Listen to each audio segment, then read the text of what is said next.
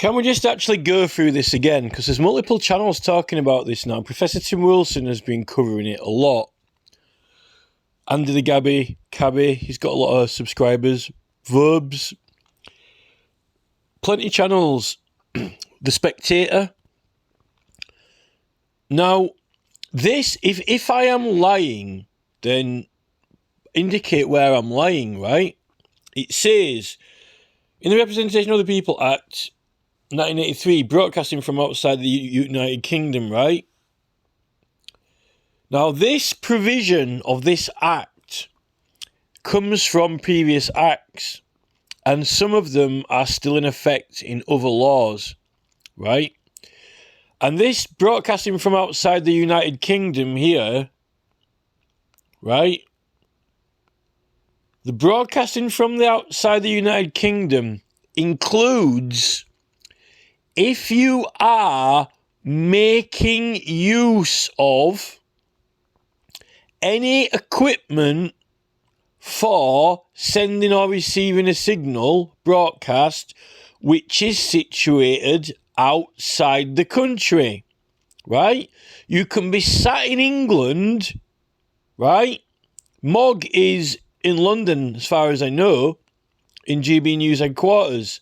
That's got nothing to do with it.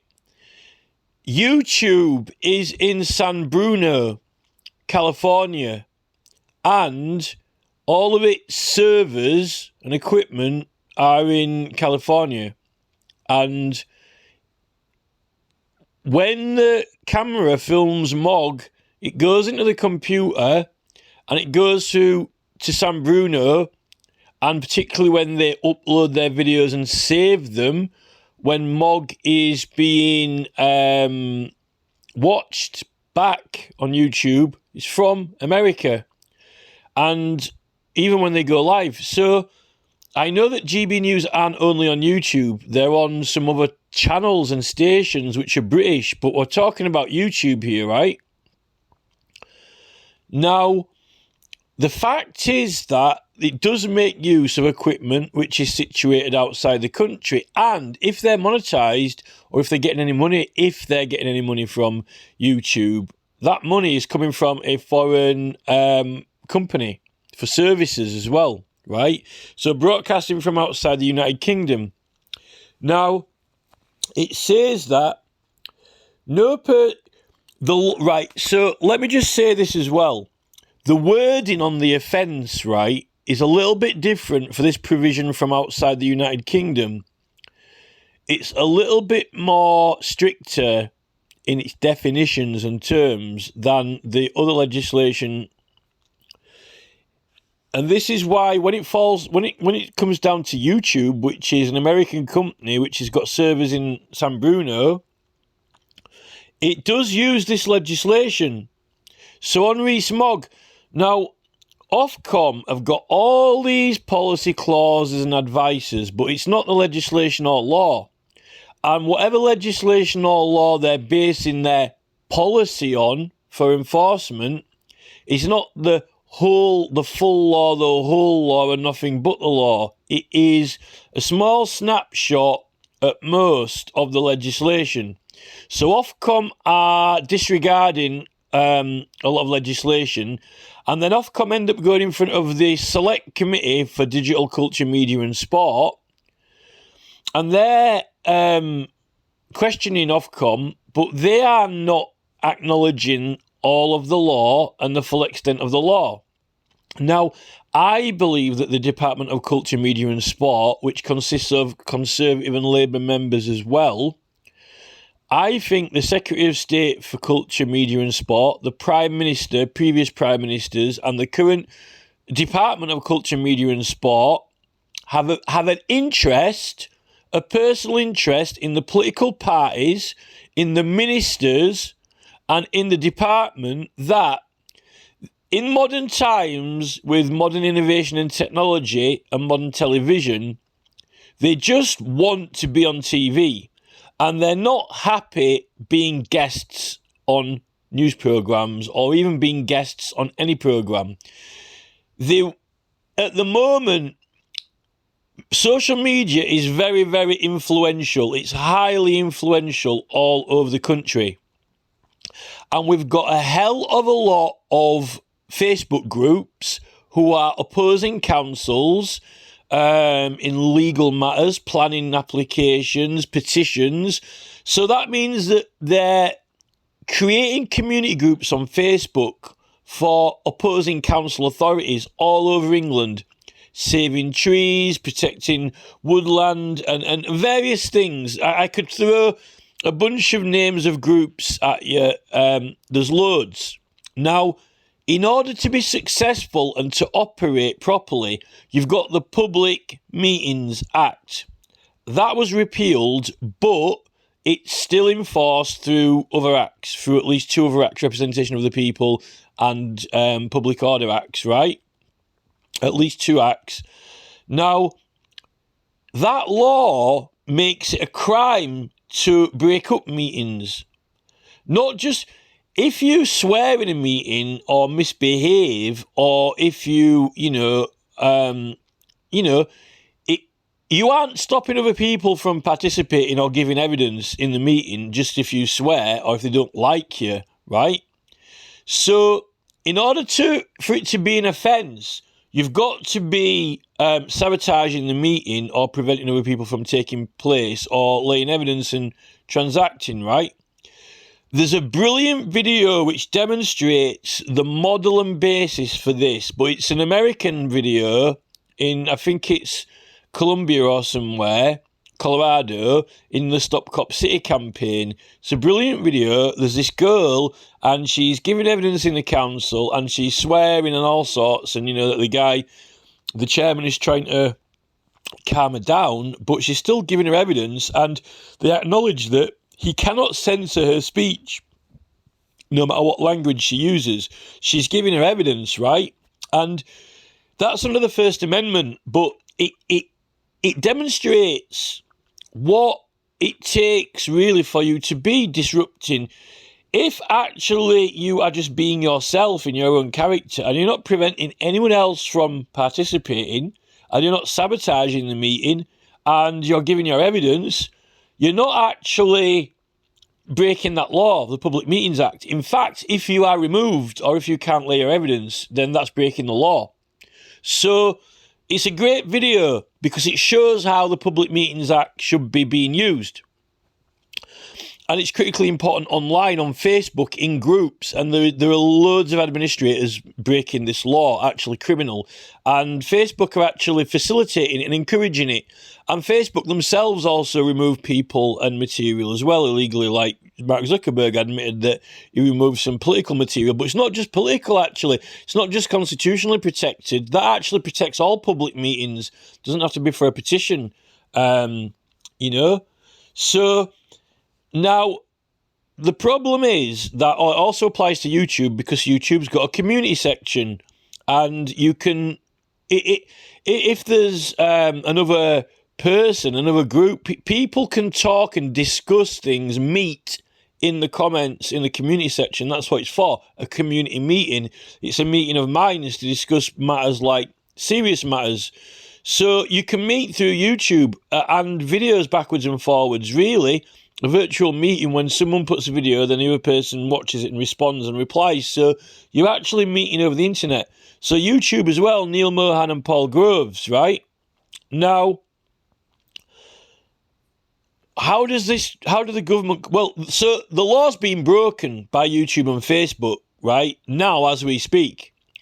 How does that tie into GB News and Rees Mogg and the government? Well, so I believe that because of these groups and the political power they've got to oppose councils like Conservative and Labour councils who have got control of the council, because these groups have got so much political power and people are just going to actually end up winning, they've got these rules and they're trying to encourage people to pull, administration buttons, fascist, authoritarian buttons. People are getting removed, pulled from groups when they haven't done anything wrong. And actually the participation is being removed, and the evidence that people are putting, they're being censored. That's breaking that law. That's what that law's meant to stop.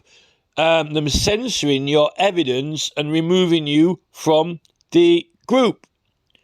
So what that's doing is it's put people daren't speak out on Facebook because they're scared of being removed or their material's being censored. So a lot of these groups are failing. And a lot of the times they'll do things like judicial reviews and they'll want to save money up and pay for lawyers. But when you're trying to advise them that they shouldn't be blowing their money on that, like Stonehenge Tunnel, £60,000, and Save Darwin Oak, and, 20 mile an hour in Wales and Stop ULEZ, a lot of these places have already got signatures, which is hard to do as well on the Facebook groups, and they've got enough signatures so they can have a vote on it, a yes-no vote, a local referendum. It doesn't need any legal arguments. It doesn't need a lawyer. They get a yes-no vote on it. And a lot of them, and the councils aren't giving them this. And instead, the people are panicking and they don't know how to challenge them on this. And you can appeal to Parliament for a resolution and get an annulment of these planning applications and orders as well. I'm trying to explain all this to them and they don't get it. And then you get some admins that are just censoring your input and pulling you out of the group and you can't communicate to them. And instead, they're doing things that really they're doing the wrong thing that's costing people money. But people are just throwing money at it and they're getting these lawyers and they're going to argue it on a legal point and then they might not win. And then they blew another 20 grand on it or whatever. But why do that? The actual local referendums cost less than some of these legal cases. But the political parties don't want us to win. Now, because of this massive amount of political power in local groups, which this Colchester Council Watch is sort of also getting into now as well. Well, it's been into it for a while, but they're starting to get more interest, right? So we've got this political power in the groups, but it's being tainted. There's a bad influence from the platforms, and they've made features, buttons and controls which are actually illegal to use. And they're getting people to like them, though, because it makes them feel powerful, like these political parties feel powerful. But it's helping the political parties because then everyone's arguing with each other and they can't get the evidence out and they can't participate. That's one part of it, what's happening, right? Now, and it's also happening with this mayor, like, they've got over 400,000 signatures for Stop ULEZ, and they won't action this petition. Instead, they've hired all the people who were just doing Stop ULEZ, Stop ULEZ, Stop ULEZ. Now, the mayor election, instead of getting a resolution from Parliament, both candidates from the mayor election are latching on to the campaign that's a petition for Stop ULEZ, and now they've coerced all the people to support or oppose for the mayor election. So all the time, effort and money that's just going to Stop ULEZ, and they achieved that, by the way, that they've got the signatures. They don't need to do anything else. All those people now have been hijacked by the Conservatives and probably Reform UK as well to try and get all their followers to vote this way or that way in the election. And the money's going there. And that they see it as the only solution because their petition's been ignored. And by the way, one of the petitions was handed in to this Sue Hall, who's one of the candidates. So they're being blackmailed. We're not going to turn the ULEZ off unless you vote for our candidate. So again, the political parties are saying, if you don't support and vote for us, we're not going to do something for you, even though you're legally entitled to it because you've already got the signatures for it from Parliament. So that is a blatant blackmail, and I reported that to the Electoral Commission. They probably won't do anything about it. They probably don't give a monkeys. They probably don't care. I've reported it to Office of Judicial Conduct because I think Sadiq Khan, the mayor, is a criminal as well in this. And Sue Hall was handed the petition. Why don't she give it to her party leader and get the action from Parliament? No, if you collect a load of ballots, a load of papers, a load of signatures, 400,000 to get something, and that's worthless. It's like giving Sue Hall £400,000 to Stop ULEZ, and she's saying, oh, no, I want another £400,000 in the ballot box, vote for me, and then I'll turn it off, when you've already afforded it with the signatures. So they're regarding them as worthless, as nothing. So what they're doing is all the voting, that's voting power of the people. That is electoral, that is it's political electors' power. That is the power of the electors, of the citizens. And they don't want to, they're saying that it's nothing. So what they're doing now is saying, well, it's only worth something if you vote for us. If you're using that political power to vote for us and get us into government, it's worth something. Vote for Sue Hall or this Howard Cox, right? And they both want to fund the police, which is not going to be good for Big Brother Watch and the, anti-surveillance, because they're against police surveillance, So the whole Stop ULEZ campaign has actually been taken over now by the Tories, by the Conservative Party, and a little bit by Reform UK, really. So they even hijack these other campaigns and turn them to their own ends. Even though those campaigns have already achieved their goals, they won't give them their goals because they're bending everyone else to their ends. No matter what the people do lawfully, with the law, through a lawful due process, prescribed in law, with the numbers, give us the referendum. I'm pretty certain they've got to have it when they've got the 5% of the electorate. I'm pretty sure they've got to give them it, particularly when you ask for it. So they're actually, what's happening is when people are using valid, valuable political power to get something, they're not accepting it. It's like a £50 note. Oh, we don't take £50 notes.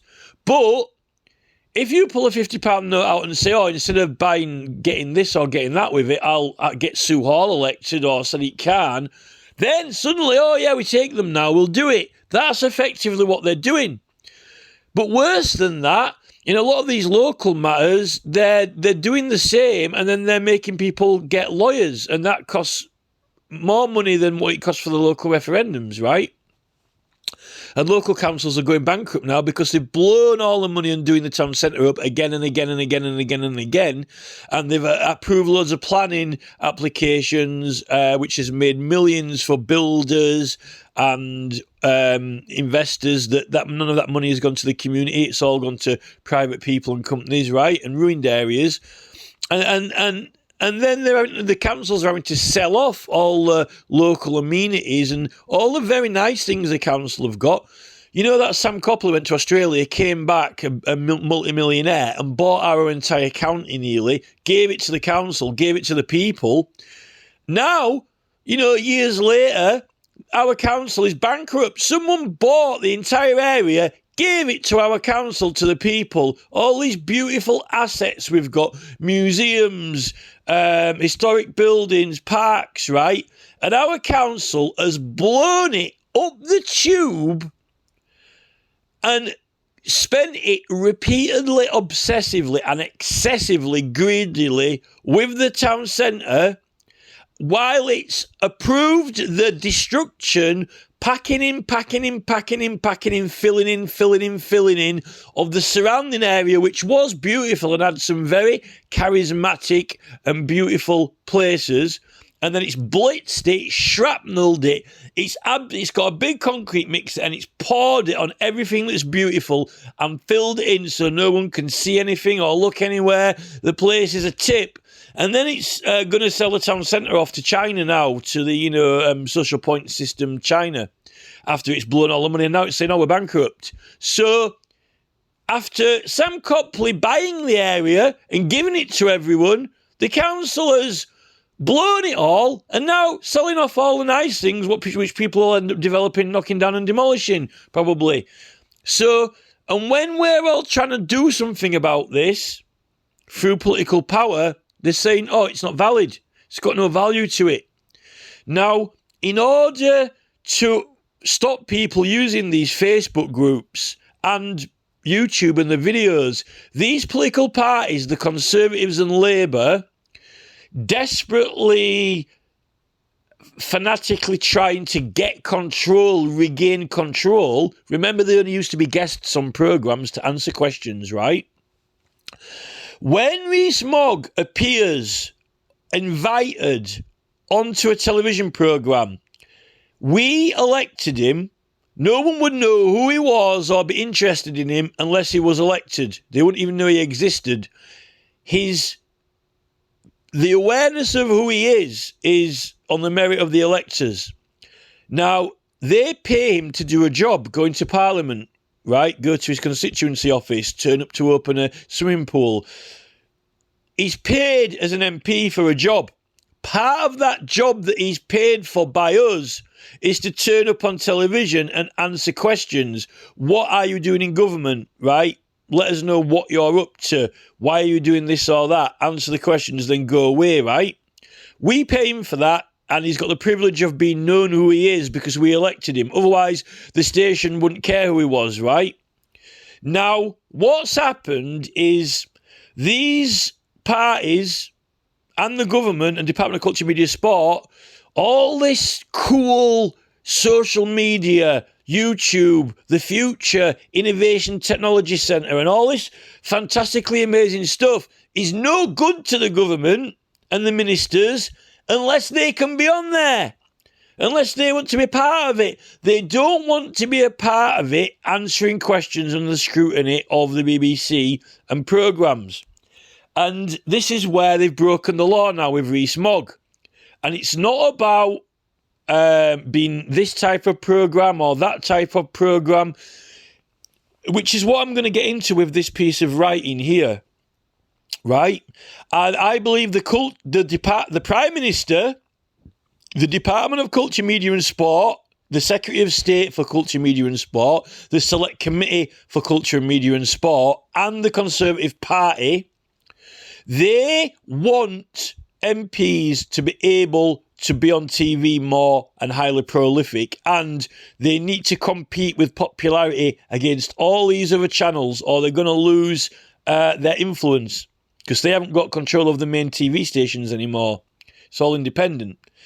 Now, when Rees Mogg gets a job on GB News, firstly, if he wasn't an elected MP from the results of an election, they wouldn't know who he was and they wouldn't be interested in having him on. So they've only got an interest in him and him being there because he won an election and he's an MP. Secondly, if they pay him money, he's making a profit, personal gain, out of being on television. And he's increasing his own popularity and people's knowledge of him. Therefore, without a question or doubt, he's improving his own electoral success and current elected success from an election, and he's always got the potential to run again at the moment if he chooses, and his current fame can affect that election, right? He is not, he's only there, they've only asked him for a job and paying him because he won an election and he's an MP. Otherwise, there would be no interest in the man. So it's all based on an electoral success, or else he wouldn't even be there.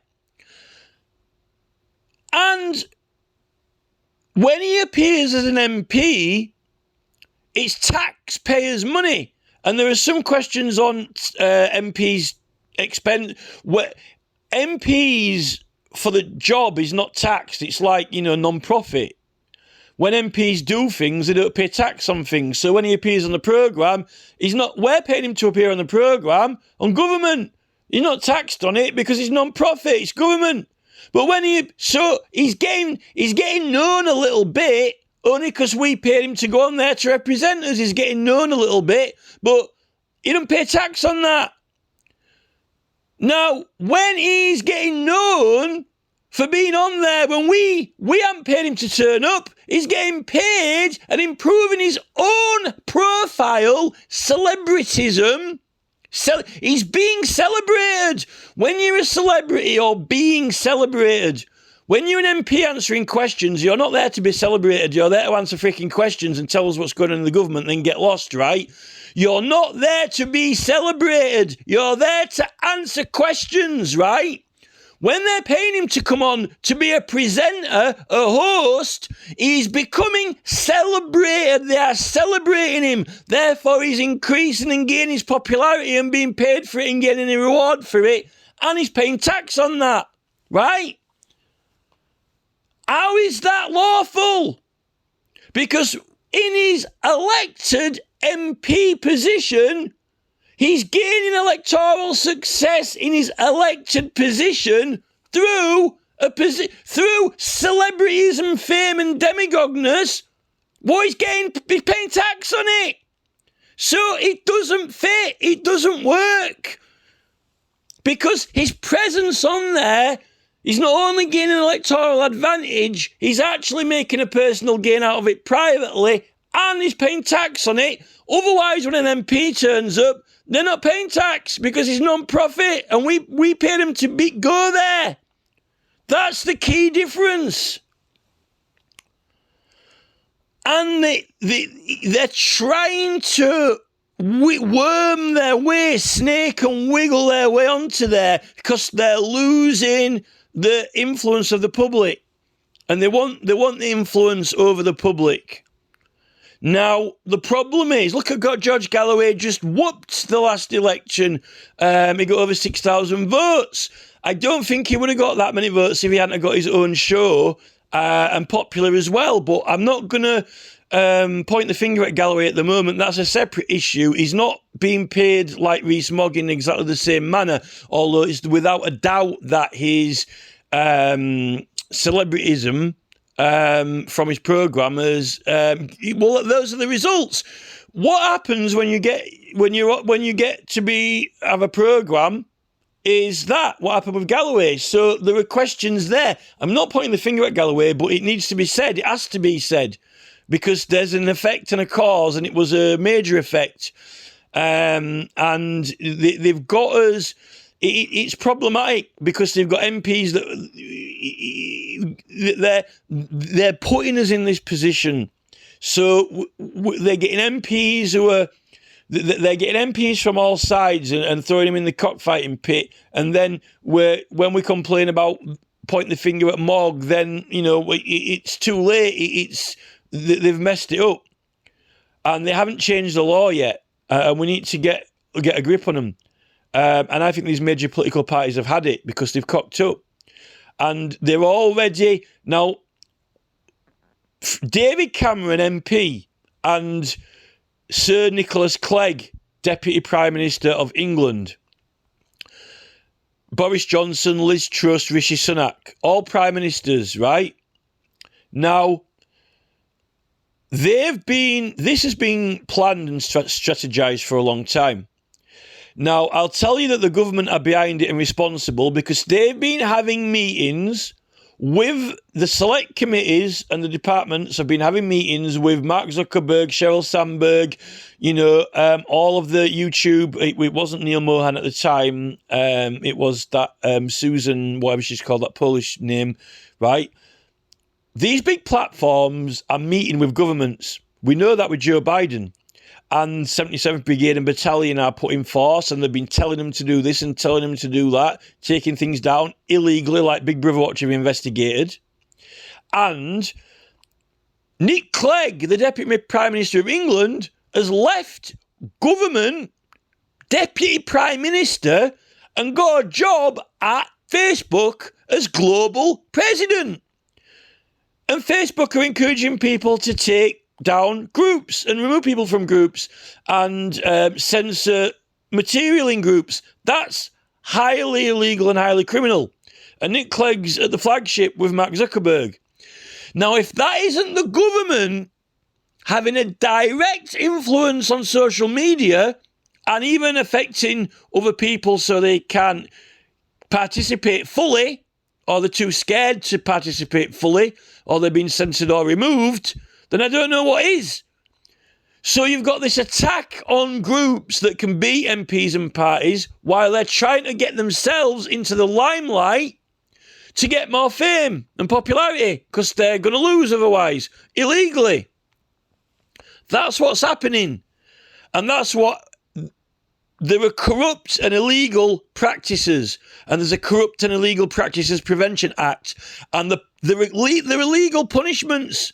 These are crimes and offences.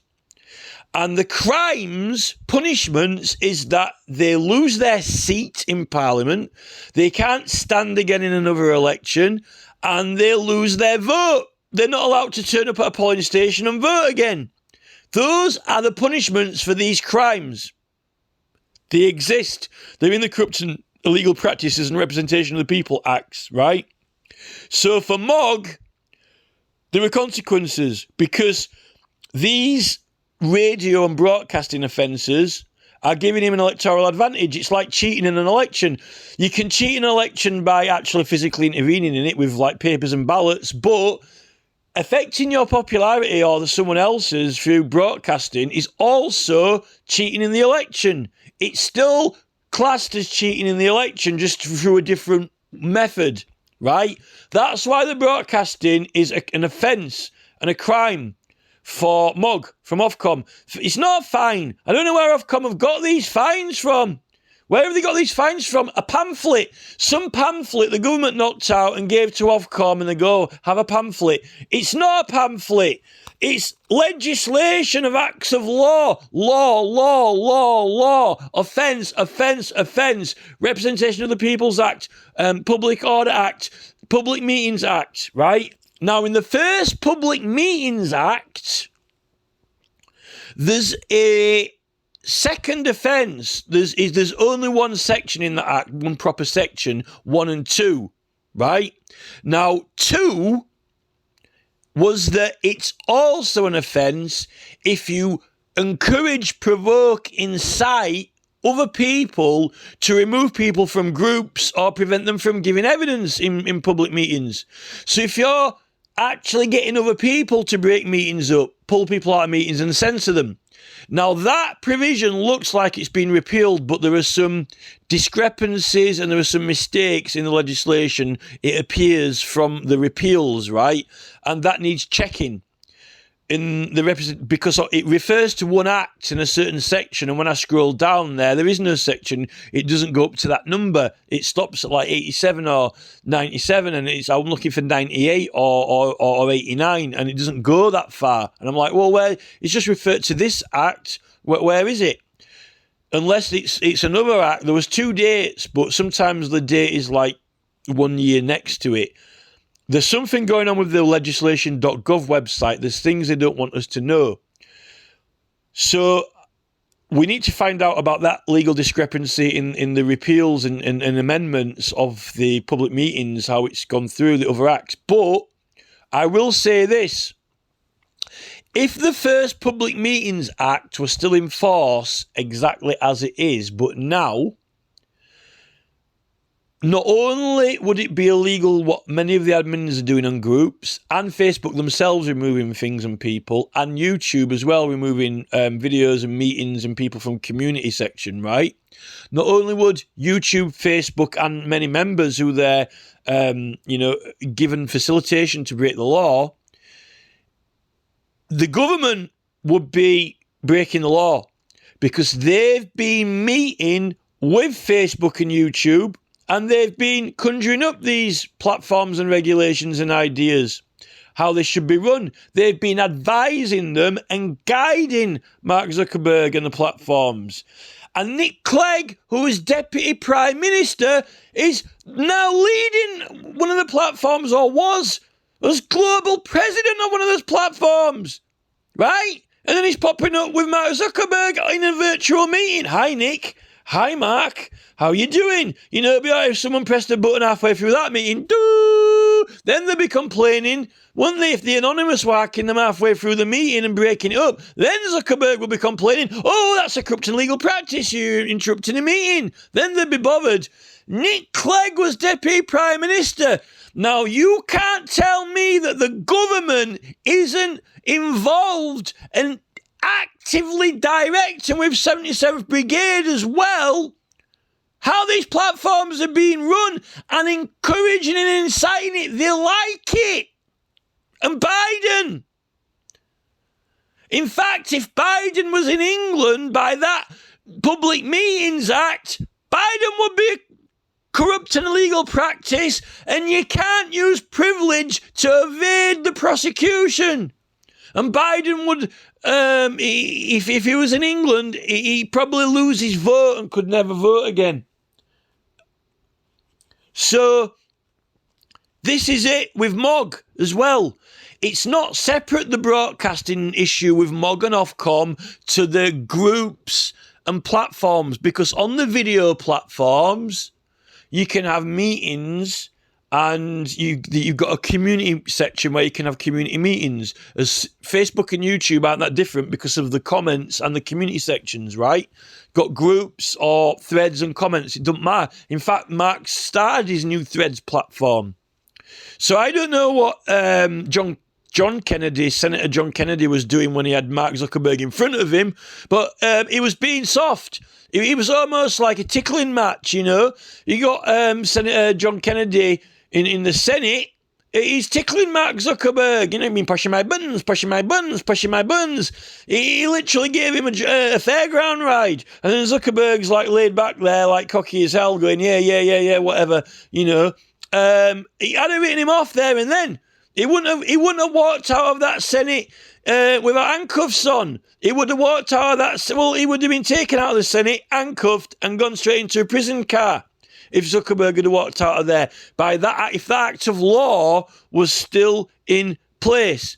Now they've removed that second provision, inciting and provoking, encouraging people to break up meetings illegally, right? But the offence is still a crime when you do it. And Facebook and YouTube are themselves doing it, as well as members that they've given the controls to, the authority, well, the button powers to do it. So YouTube and Facebook are breaking the law. And my suspended channel is one of them that they've illegally taken down, right? Now, getting the ministers, well, Nick Clegg works for Facebook as well, so he's screwed either way because he's working for Facebook, and Facebook have been taking things down illegally. So Nick Clegg's just jumped out of the frying pan into the fire, really. But I want to go after Parliament and the ministers, because if that act would have still been intact, they could be prosecuted under Corrupt and Illegal Practices Prevention Act for certain. Still, because the main platforms are breaking the law and encouraging mass criminality on there, when it's actually things that people are engaging in to try and lawfully and fairly oppose the government, and they're also trying to get themselves on the screen and popularity at the same time, I still think the government can be prosecuted under the Corrupt and Legal Practices Act, even though that Public Meetings Act has been changed and modified. There are still other acts. I mean, well, Mogg's already, for a start with the broadcasting, Mogg has been proved to have done wrong, right? But that's a crime and offence. So, you know, he's not getting a fine and a slap on the wrist. He needs to be removed from Parliament, and he loses his vote, and he can't stand again. And then what use is he to GB News after that?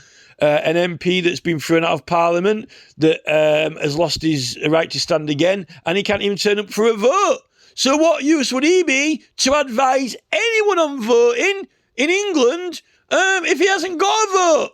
If he can't vote? And now GB News have launched the election channel, focused on elections all the time. Why don't they give it a rest? They've got a mission, and they've got an obsession that they want to get control of politics through television. And the whole point in television was to make sure that no one had control of politics and that it was impartial to it. And they're going the opposite way now. Now, let's read this act, right? I'm not going to go through the Corrupt and Legal Practices Act, because it's an act that you use it with other acts. It has got offences in it, but how I look at it is a little bit more like, say, the Magistrates Court Act or the Criminal Procedure Rules in a way. I'm not saying it is like those, but it's like you've got the election petition rules. You use the Corrupt and Legal Practices Act with it, right? So you use it with other acts, right? Because usually corrupt and illegal practices are by ministers or evil judges, councillors or ministers, like in the 1688 Bill of Rights, when they're subverting our liberties and doing, well, a corrupt and illegal practice, illegal prosecutions, that's an illegal practice. Well, you wouldn't know where to start prosecuting someone for an illegal prosecution, would you? Well, you do now. It's an illegal practice, so you use Corrupt and Legal Practices Act. These people have usually got privileges, judges, councillors, ministers, prosecutors, right? Maybe police officers. They usually claim privilege or immunity themselves, indemnity. But this act says they can't use that to get out of being prosecuted. But they might have some protection from going to prison. Sometimes it says that they go to prison, actually, and other times it says they don't. Other times they are actually protected and they only get removed from position. But with Rees Mogg, I think that the law suggests that he could be looking at losing his vote.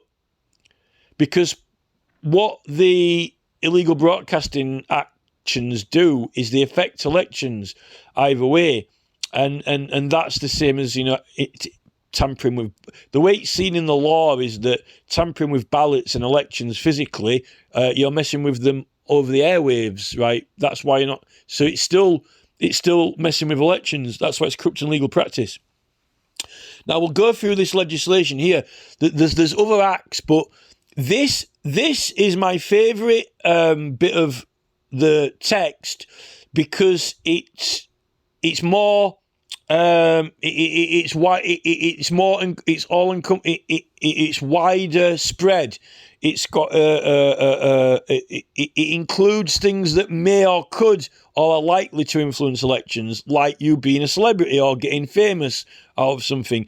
The more and more famous you get, then more likely people are to vote for you. Look at George Galloway. So the wording on it is, but this only comes into play if it's involved in things associated with broadcasts from abroad. But that does come into effect if you're using the equipment or any assets of overseas companies which are required as part of the broadcasting equipment, which is YouTube. So I don't know how Ofcom and Mogg can ignore it.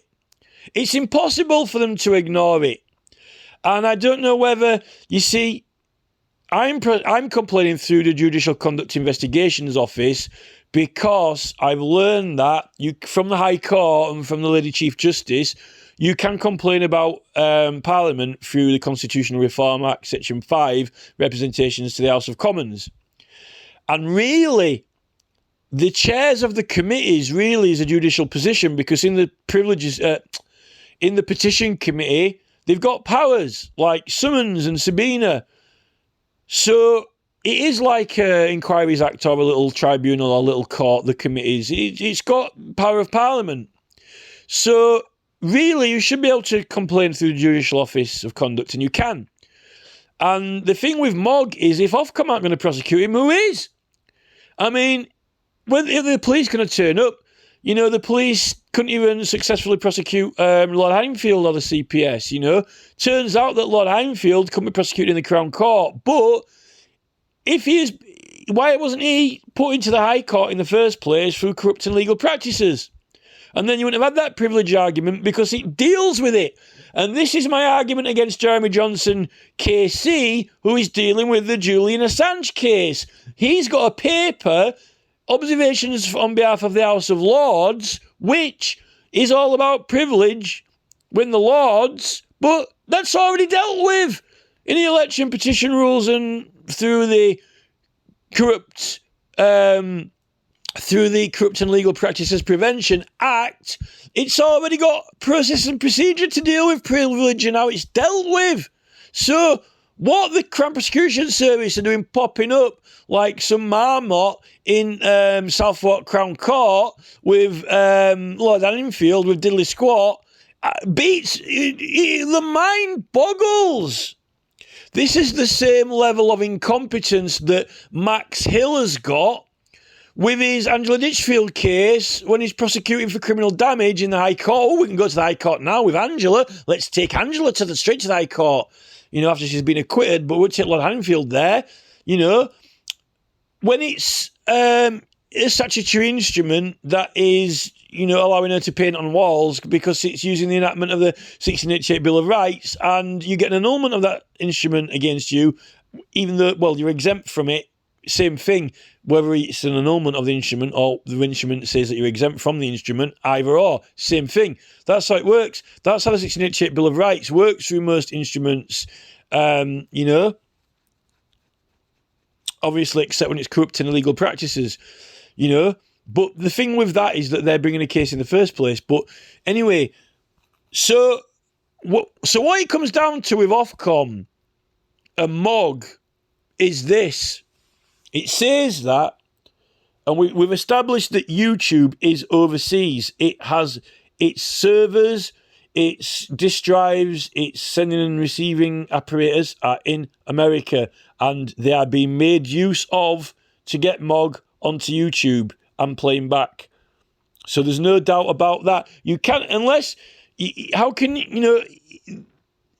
that is what it says. Read where this came from, read the interpretation and the full meaning in all of the other acts, and it will explain it to you, right? It says apparatus are being made use of, foreign apparatus, right?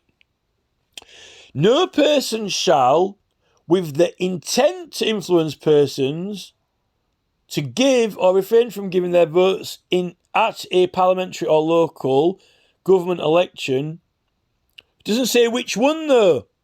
It doesn't say which one. It says A, so it can be any. So, Rees Mogg, right? Rees Mogg, if he stands again, and he can change his mind at any minute, but while he's under the possibility of running again, right, he's gaining advantage from his celebritism and his demagoguing. It doesn't matter who it's demagoguing for or what purpose, as long as he's gaining political support for himself. It doesn't matter how he gets it or through what manner.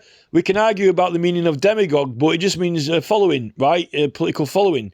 He's gaining a political following because he's a politician, right? This is worded so that if anything that he does or even his presence is going to give any kind of advantage in any election that could take place or is going to take place, or is not even, it doesn't even have to be taking place now. It can be one that is going to or could, which includes that his possible re-election, right? He's not allowed, and, if he hasn't got the intent to influence people, then, no one goes on TV if they don't want people to listen to what they say. If you open your mouth and you intend people to take it on board and take that into consideration, then you've got an intent to influence them.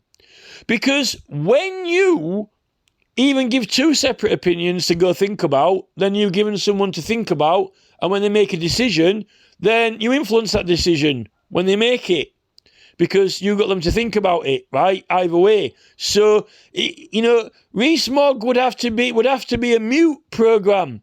He would need to be mute.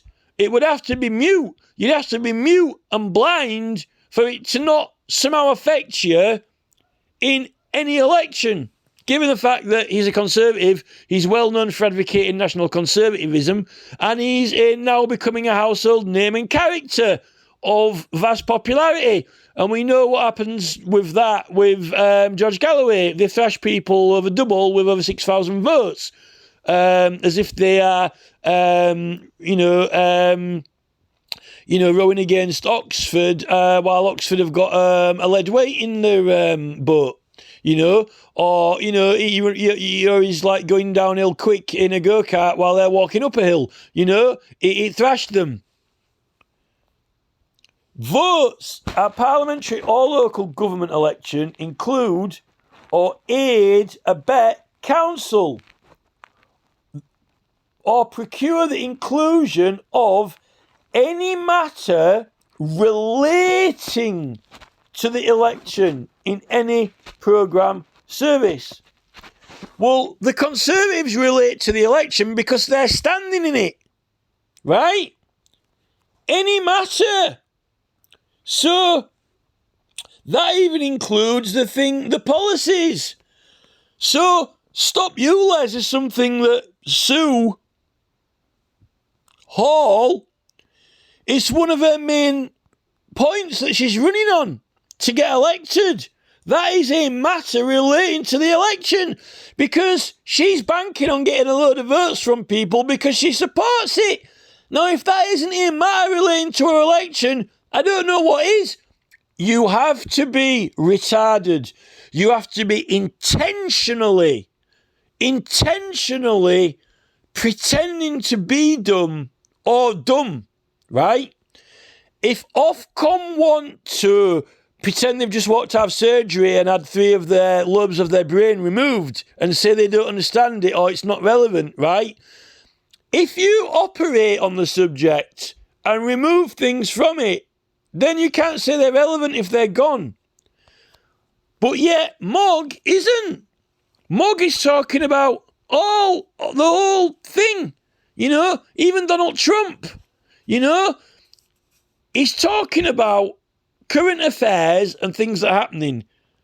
And also some things about politics, given that he's a politician and his subject is politics, right? That's his field of expertise. Like, John Bercow. John Bercow is a professor in politics, right? Why would you have him on a programme? He's not on there. Well, he's a fanatic of Arsenal. But John Bercow might be a fanatic of Arsenal, but he's not a professor of football. Now, a television station wouldn't have any use for Bercow unless, he was on because of his expertise. Now, you can't talk about the subject of politics without talking about politicians and without talking about policies, past or present, right? You can't do it. It's impossible. It's like jumping in a swimming pool and hoping not to get wet. You can't be a politician and be on there and selected because you were elected and are elected to be a politician serving. And if that's your subject, what is Mogg is not presenting a cricket programme, right? He's not. It's impossible. He's got droplets of politics all over him. Policies, droplets of politics, of party, of political parties, of political matters, of political, he's oozing it like sweat. It's impossible. He can't do it. He cannot do it. It is physically impossible for him to do it unless he turns up mute in a blind bag, right? He just can't do it. This means effectively all around this area, all around the area and subjects as well, not having to be precisely on them, just if it could is likely to. So you've got the fringe areas of the elections as well are covered to make sure that you don't get wet with it. That's why. And we can bring this in because it is going through YouTube. And then within the meaning of the broadcast in 1989 provided from a place outside the United Kingdom otherwise than in pursuance of arrangements made with the British Broadcasting Corporation, blah, blah, blah, blah. So I don't know if it could be now that GB News have made such a arrangement, which is why they've conjured up this elections channel or this elections program that they've suddenly conjured up, which, why do they just, why are they so... They're obsessed with elections. That means they want to engage in and even affect them.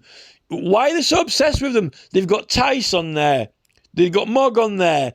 They've got an intention to get into the thick of elections and politics. So,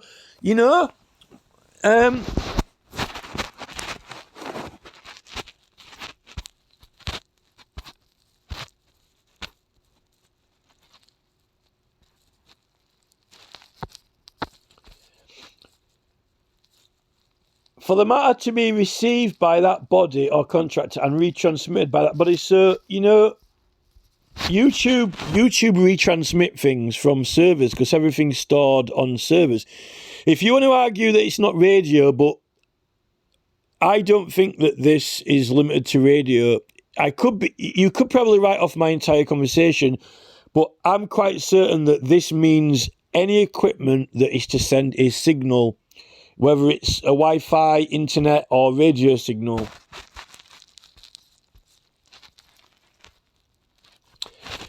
It says, look, here, right, now this is when we get on to the whole Ofcom's punishment of fines. It says that an offence under this section, well, it is an offence. It is an offence. An offence under this section shall be an illegal practice. Right? So, an offence under that section is an illegal practice under the Corrupt and Illegal Practices Act, right? But the court before whom a person is convicted of an offence under this section may, if they think fit, just in the circumstances of the case, mitigate or entirely remit any incapacity imposed. Well, they may do or may not, but let's get him in front of a court then. Let's have him in front of a court, he says, if they are convicted. Now, the thing is, the ironic thing with that act, with the Corrupt and Legal Practices Act, is that, for example, in the elections petitions when you get prosecuted, right, how they deal with privilege is this, right? They can be prosecuted and they've got to answer questions, but their privilege has effect in protecting them, but not stopping them getting prosecuted and convicted, right? So I think that it could or may stop them from going to prison and so forth. That's what the privilege does. But what it's doing is their privilege, when things have been done wrong and things have been unduly influenced, right, or if things have been cheated, we've got to have them put right, okay? Because otherwise, it's a con. It's a cheat, right?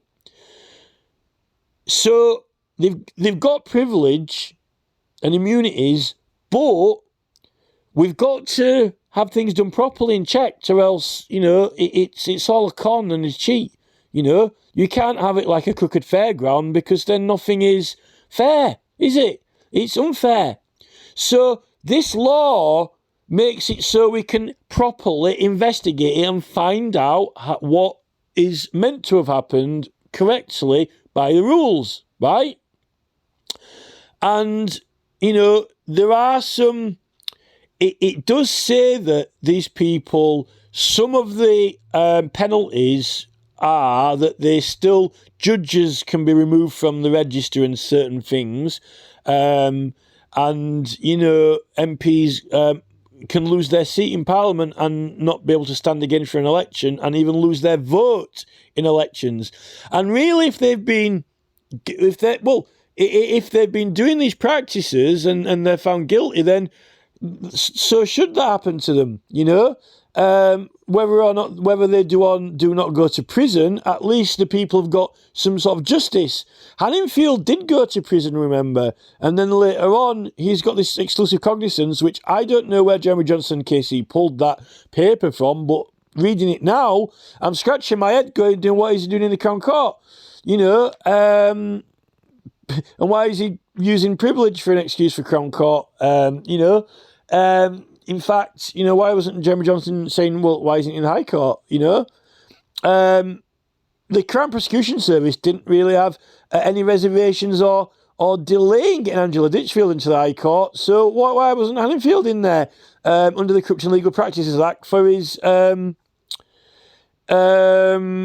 expenses scandal? What was he doing under a normal Crown Court? Just under a normal criminal charge. It begs, the mind boggles. We've got these people running England. Keir Starmer, head of the Crown Prosecution Service. Now, I don't want that job. I don't want, libraries full of legislation that I've got to know and read. I don't want procedure rules that I've got to know and read. I don't want to have to go into courtrooms and be competent in prosecuting people like Keir Starmer. But if someone like me can pick up a few acts of law when it matters to me, because I'm at the receiving end of it, and then find out a few things that these people are doing severely wrong, not just a little bit wrong, like Max Hill, severely wrong, then we've got problems, because it means that either they are retarded and not fit to do the job, or they're corrupt and they know they're corrupt. Now, it could be a bit of both.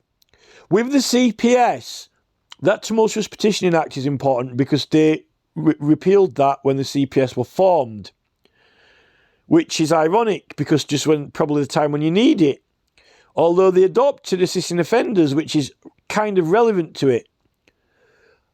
My main concern is why was the House of Parliament getting burned down when Sir Robert Peel, who invented the police force, the Met Police, directed them to, get a couple of Magna Cartas full of counting beads and stick them in the furnaces under Parliament to burn.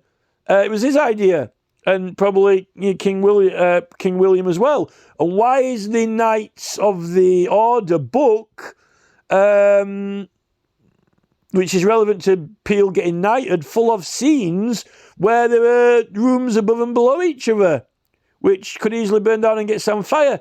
And why is he posing in photographs next to, fuse, decorations that look like fuses? In fact, I'll read you this now we're on to it, right? So from the Tumultuous Petitioning Act, right, it says,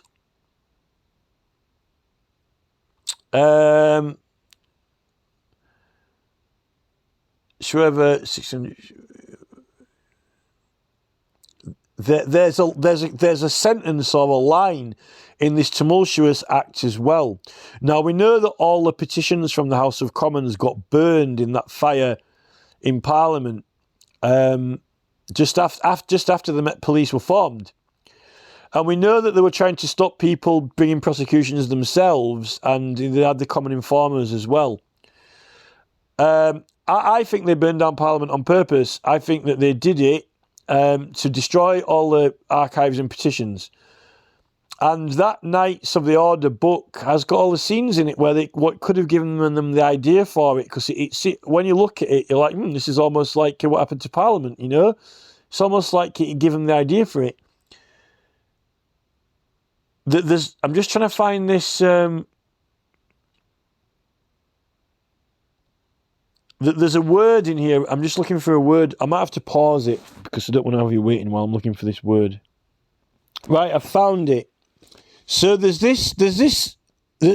When you read the wording and the meaning of this Tumultuous Petitioning Act, right, it says here, right, when it goes to the where the same matter shall arise. Where the same matter shall arise. That's almost like the flames coming out of the floor from underneath.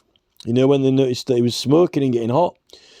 At the public affixes, Common Council assembled, and that no person or persons whatsoever shall repair to His Majesty or both or either of the Houses of Parliament, upon pretence of presenting or delivering any petition, complaint, remonstration, declaration, or other address accompanied an excessive number of people. So it says here, right, it's got the word repair. it says that no persons or persons who whatsoever shall repair to his majesty of both or either houses of parliament. Well, when they burned down, they needed repairing, didn't they? They needed repairing. After they burnt down, both houses of parliament needed repairing. Now, this act is all about, well, this act is after Oliver Cromwell overthrew the royals, so they don't like Oliver Cromwell, and they don't like the right to petition, and they don't like all the Whiggish laws. Whereas it hath been found by sad experience that tumultuous and other disorderly soliciting and procuring by hands of private persons petitions, complaints, remonstrances and declarations and other addresses to the king or to both houses of parliament, and after matters are established in law, redress and pretended grievances of church of state, in church or state or other public concernment. So it's not just getting laws made and changed, it's actually matters of state or church as well, have been made use of to the ends of fictitious seditious persons got into power. It's all about people who don't like the royals and are opposed to them, and then the royals complaining about it.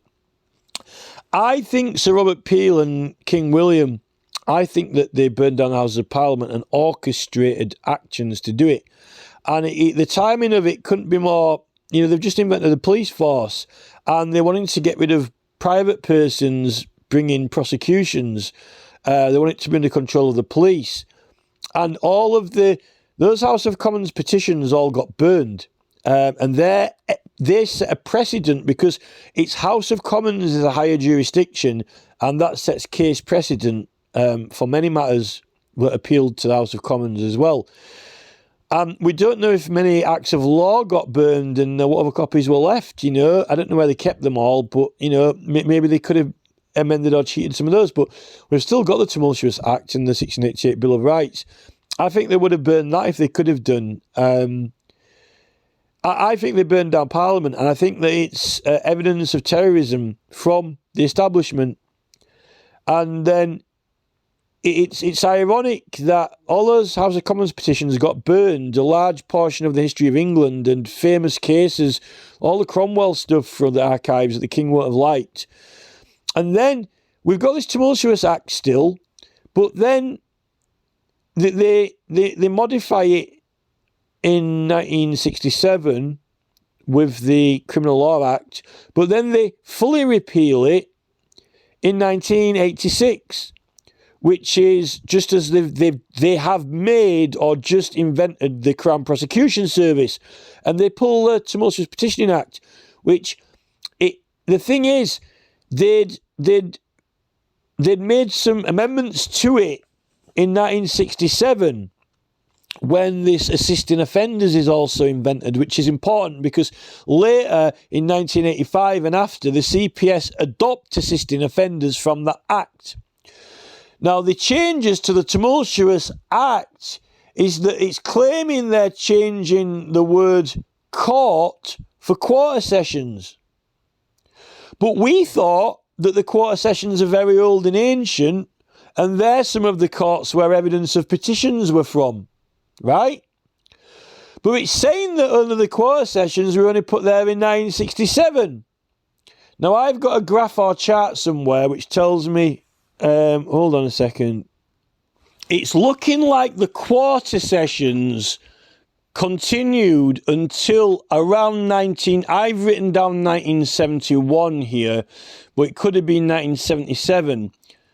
I've got a little date here that says 1867, but I think it's the Courts Act. It looks like the early 70s. But that's strange. If they changed it from courts to quarter sessions only in 1971, 67, 68, 69, 70, 71, then it would have only been for 4 years until they got rid of the quarter sessions. So, if it wasn't in the quarter sessions anymore, in the tumultuous, then what was it? Are we sure that it wasn't any courts, and then it wasn't quarter sessions, and then changed it to any courts? There's something strange with that. that needs investigating by someone who's got access to records and researchers, which I don't have that capacity at the moment. The quarter sessions went on until the early 70s. It seems strange that they would change it from courts to quarter sessions, because the way that Dr. Brodie Waddell's talking, he's going on about quarter sessions. He's got all these old archives from quarter sessions, right, for petitions. But those quarter sessions weren't in the Tumultuous Act. It was just courts, according to the Parliament's amendments. It was only a very small number of years for quarter sessions. So it must be that, if that's the case, the quarter sessions were only some of the courts. All of the courts will have had some records as well as the quarter sessions, but they made it to quarter sessions only in 1967.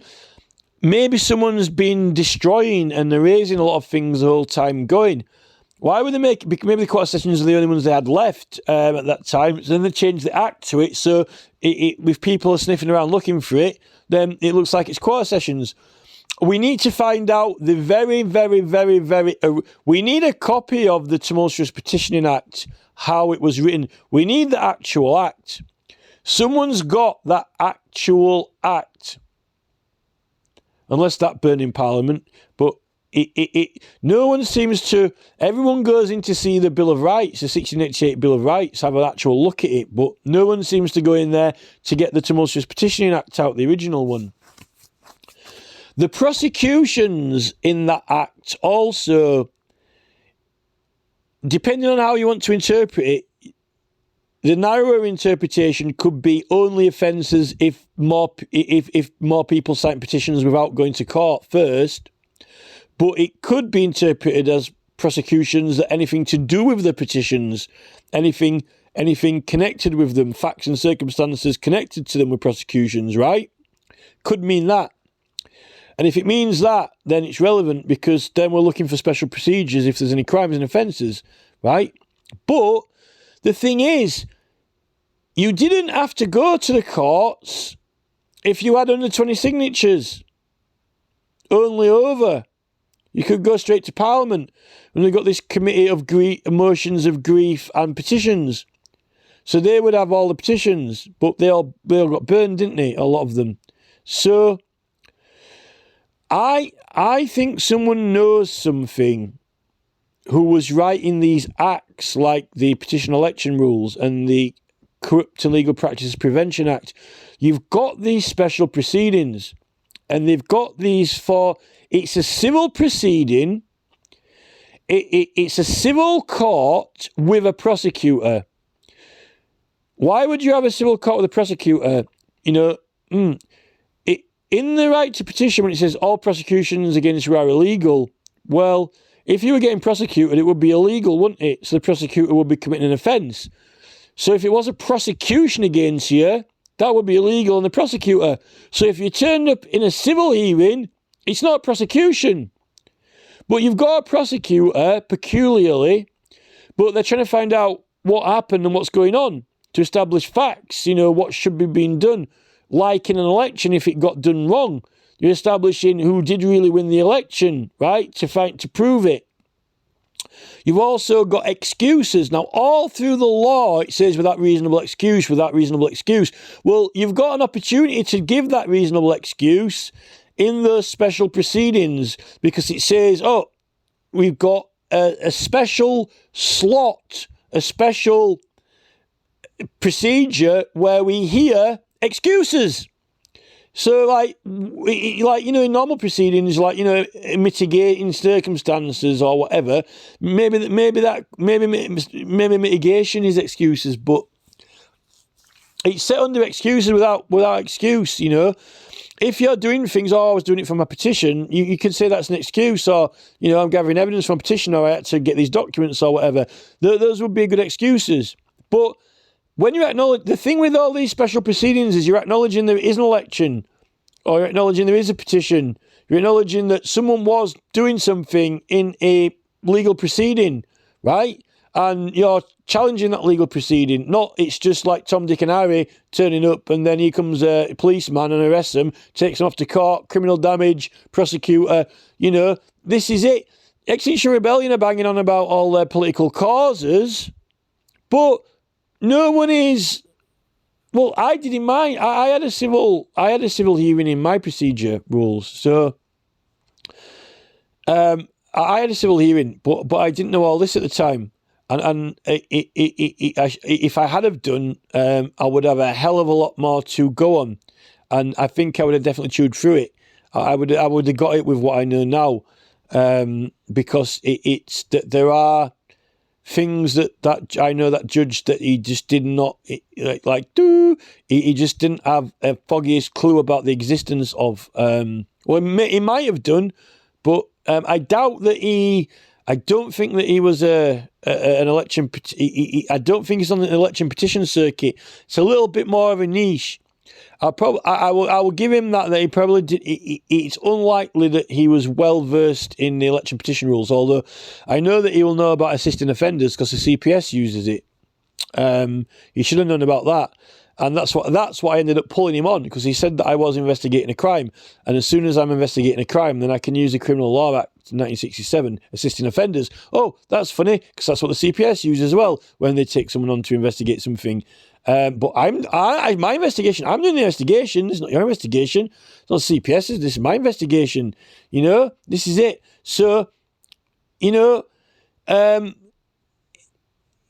it's got those.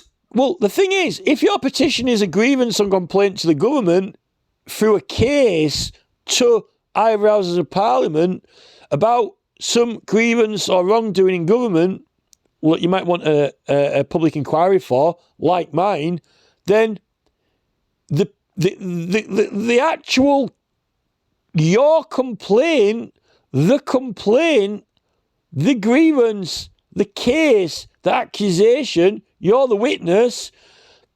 You're accusing a corrupt and illegal practice. So how would it not be dealt with under corrupt and illegal practices? I don't know. Because you're actually investigating a corrupt and illegal practice.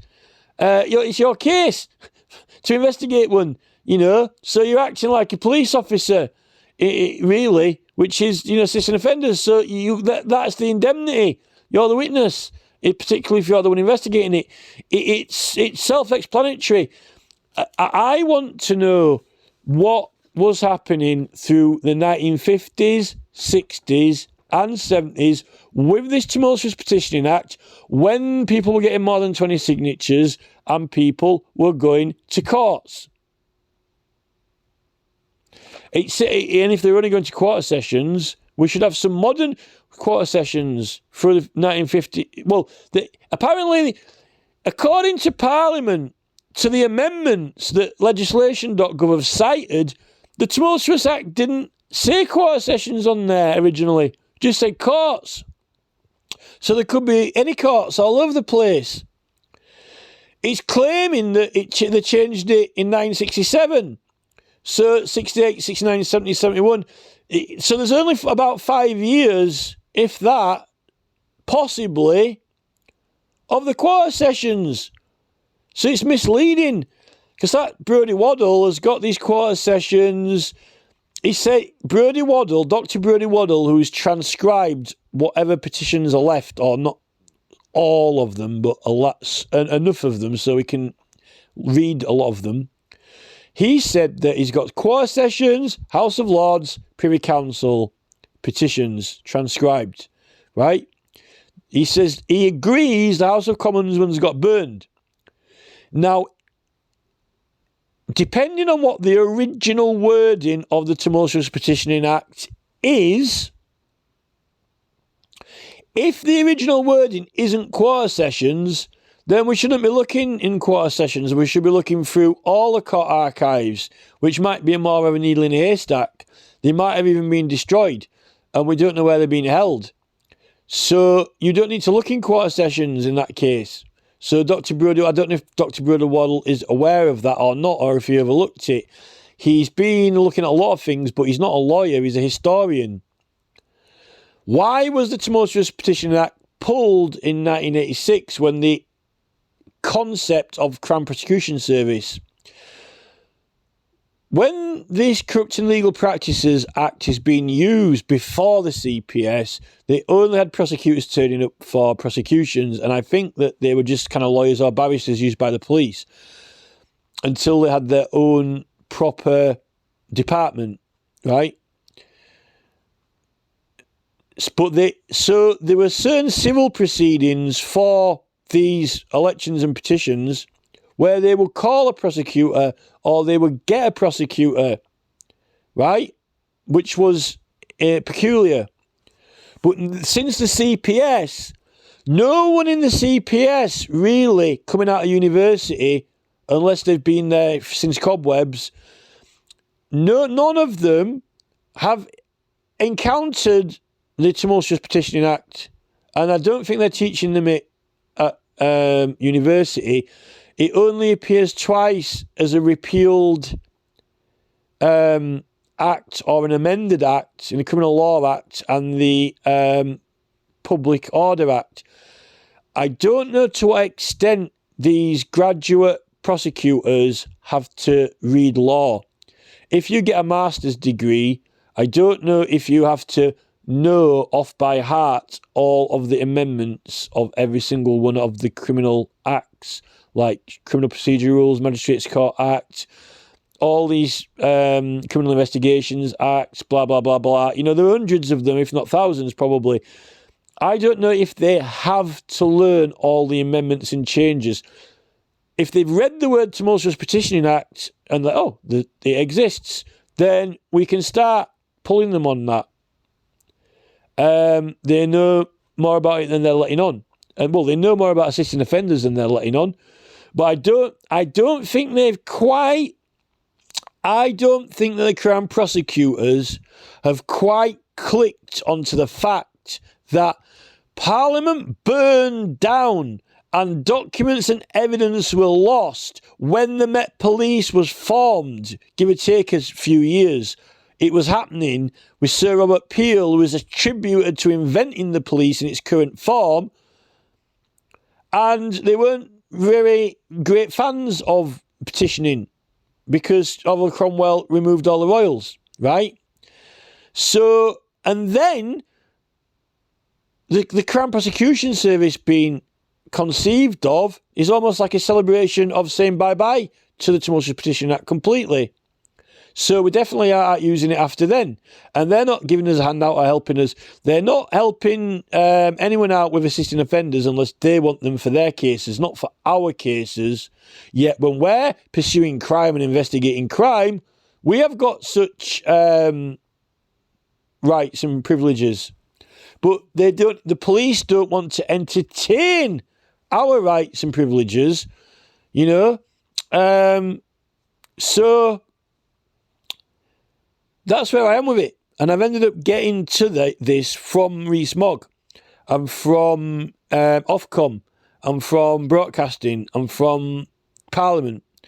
Because we need to use these laws in order to investigate them when the police won't do it, or in order to bring actions against them through corrupt and illegal practices. We need to petition for it. We're petitioning for ULEZ for 20 mile an hour. Several other matters which should get people referendums, the yes and no vote, and they are denying it, and they are leaving us no option except to get more money after we've already got all the signatures, which are meant to afford the vote on it, and then we're having to get private lawyers, and then we're having to pay them vast amounts of money so they can argue technical legal points, and they might not win. And that's costing us more than a local referendum, which is on yes-no. They don't want us to vote on matters, and this is what it comes down to. Politicians want you to elect them so they can go in and make the decisions, but not make the decisions on our behalf, right? They're meant to be selfless, but, you know, they don't want us really to have a say in matters. They want us to have a say in them being elected. Then they will go have a say in the matters. And they won't be saying it on our behalf, on their party. I believe that political parties have corruptly strategized, planned, plotted, and schemed to steal the democratic process and are doing now. Mark Drakeford, First Minister of Wales, Sue Hall, Sadiq Khan, Rashid Sunak, or is he called Rishi Sunak? Well, he'd have to give his real name if he was in a meeting illegally and disrupted it. He would have to give his real name, not pretend one, right? So we're not getting the democratic process. We're doing a hell of a lot of work to get signatures, which is what you buy political actions with. And what they are doing is they are refusing the tender of signatures when the law says that is valid tender to purchase a referendum. And they are saying, if you come and vote for us, we'll accept that tender. And then we'll do some of the things you want, but the rest of the things that we want for our party, which is not how it works. If depending on what we want to engage in. So we're being scammed, we're being fleeced, we're being tricked, we're being robbed, and these people are all highly organised, funded criminals. They've got players, they've got wingmen, they've got strikers, they've got goalkeepers like the petitions committee, preventing petitions from going in. Nick Clegg is almost like a strike. Nick Clegg, he's like on the edge of the universe. Global president, from deputy prime minister, helping make legislation, possibly for digital platforms and meetings where people are opposing councils, to a controller, a joint controller of a social media platform, which is encouraging, facilitating people to be removed from public meetings over very important matters in government and council. And Nick Clegg's all about government and councils because he was leader of the Liberal Democrats. So that is ringing alarm bells for me. Very serious alarm bells are ringing. Ring, ring, ring, ring, ring. And under the original Public Meetings Act, the whole Conservative Party, if they have intended to do that to these platforms and get people into government, the whole Conservative Party could be arrested. Possibly all the whole Chamber of Parliament, all MPs, if they're all in on it. Because what they're doing is they're trying to get themselves into positions on shows and disrupt our groups, which can get signatures what you hand into them. So we can't hand in all these signatures if we can't get them. And even if you do manage to get some and hand them in, they say that's not tender. It's not valid tender. But if you vote for me in the next election, then I'll see what I can do for you. Right? Ballot, vote, election tickets are tender for these people. Petition signatures are not, they're like old £5 notes now. They're not interested in them, you know? And they need to be. It's criminal. We need to get criminal action. And Mogg has been declared by Ofcom to be one of these criminals. He is trying to make it look okay to be a criminal on television. Like, you can do these things. We can influence people. And we can be demagogues. And we can, we can become celebrities and make a profit out of it when, otherwise if we hadn't been elected into position, they wouldn't have been interested in having us on. It's not been elected into position and we're there at the taxpayers' expense of a non-profit MP to answer a few questions. No. This is for personal fame, celebritism, demagogness. I need followers. I need fans of the show. Fans of the show. Fans of Mogg. And there's no one better to vote for Mogg in an election in, South West Somerset or wherever it is than fans of Mogg. So Mogg needs to face charges under corrupt and illegal practices. Mogg needs to face charges, and he potentially, I think that he should come out, I think he should be removed from his seat.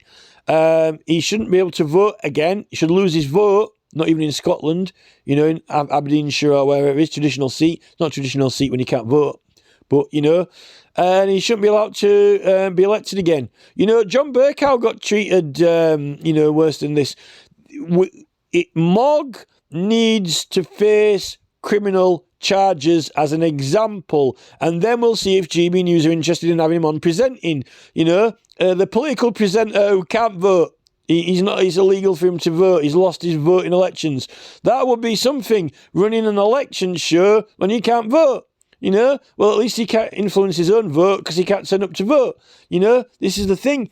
Ofcom has been set up like a play group with, they've been given limited legislation, dumbed down procedures.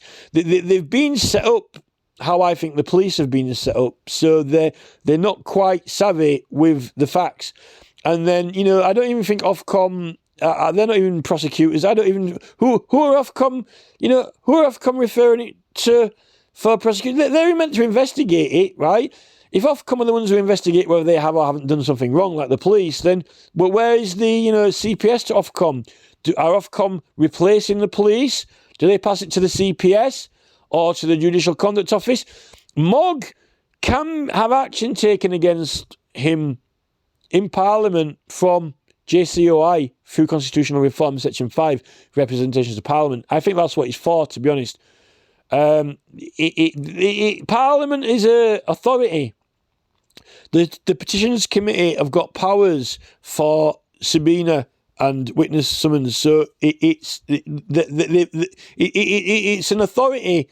It's an acting authority, and therefore you can complain about these people. That's what the Judicial Conduct Office is, to complain about people who have got and use powers of law. So that is it. And all the rest of them who are, it's almost kind of like, I don't know,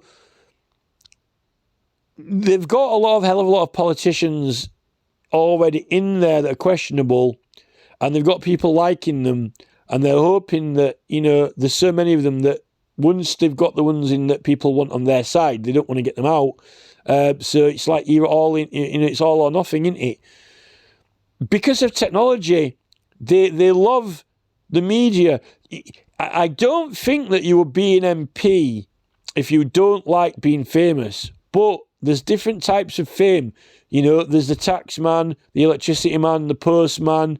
Everyone knows a postman who goes around to every house, right? The MP used to be elected, but we've got a new calibre of MP. People like Barry Shearman aren't too bad. That I'm not a fan of Shearman. I can't stand what he's done to our area. I think he's destroyed the area. He thought we were like, poor, and he wanted to, make it into something, but he's made a complete and utter mess of the place, and it's bankrupt now as well. But Shearman, he appeared on programmes, but he wasn't high profile. This calibre, this Johnson, Cameron, Johnson, this new Truss, it's like Chanel or something. They say that Joe Biden isn't running America. He's like a puppet. So if Biden's not running America, and if these people aren't really running England, they're just almost like a model. They're kind of like a model. And Johnson's a model who can talk. He sounds like he's been at private school and he knows what he's talking about, but he's incompetent. They're models, and they want them on there to say the things that, you know, their political party agenda has on, and just act a character to get votes. And that's what Johnson's about, acting as a character to get votes, to win for that party, but he's not really pulling the strings. So they're like fall guys, scapegoats.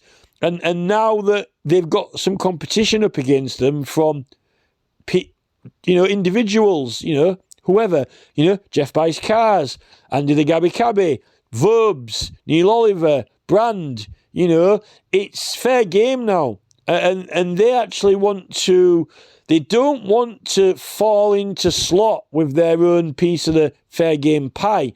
They want right at the top of the algorithm, and they want to be controlling the show, not asked on as a guest.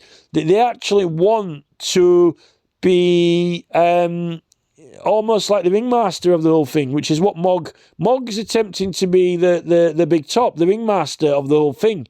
And he's crashed and burned. They found out he has broke the rules, but Ofcom haven't scratched the surface of the rules. It clearly states that you can't use foreign equipment that is involved in broadcasting or sending the data signals.